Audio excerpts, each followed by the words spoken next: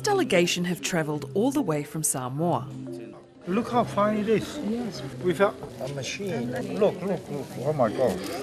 I don't know what it's called now, but I think it's more than a iekong. It's more than iekong. Museums Victoria currently houses 20,000 items from the Pacific, a vast array of cultural treasures dating back to the 19th and early 20th centuries. There's little information about some of the items and even less about their provenance, including these ear or Samoan mats acquired by the museum in 1888. So from previous visits to the collections, we've been told that this one is the ear taele, ear sina, and ear fuipani.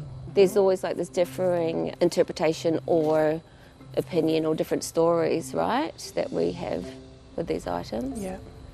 And people not accepting stories or not wanting to tell the stories, right? I think all of that plays towards this confusion around what these mats were for and the loss of the mats in Samoa today.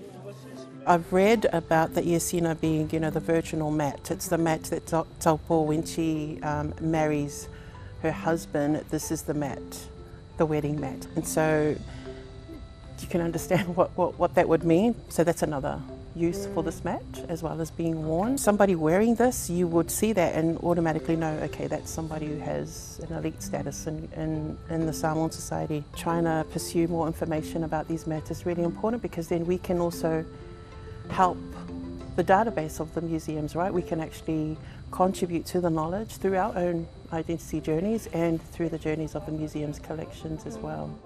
I need to add this to my own collection for the show. Some community leaders, like Gina Tawhia, also recognise the need to create heirlooms that reflect the Pacific diaspora living in Australia. Okay, so the piece is what we would call a tuinga whau. Traditionally it would always be worn by the High Chief's daughter, and she was known as a taupo, virginal, and the purpose of it was to elevate the family. There's a whole heap of stuff spiritually tied to it, and I'm talking about old gods, where there was a belief that the adorning a tuinga, the person could transcend. These are pheasant feathers from different types of birds, and it's all been sourced in Australia. The shells are also all sourced in Western Australia. For me, it was important to showcase Australia in this. Jade Hadfield, the curator of the Moana-Wan Solwara collection, is eager to strengthen the connection between these cultural items and the wider Pacific community. Holy moly.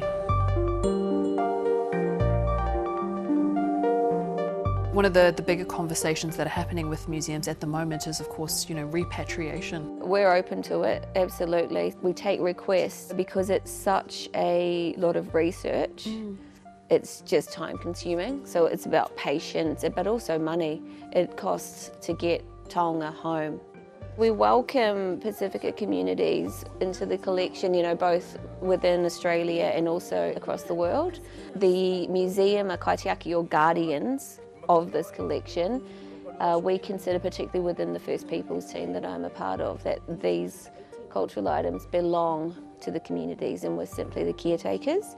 It's about this connection to their culture, to their ancestors, and I think with us living in diaspora, it's a great way to connect back home.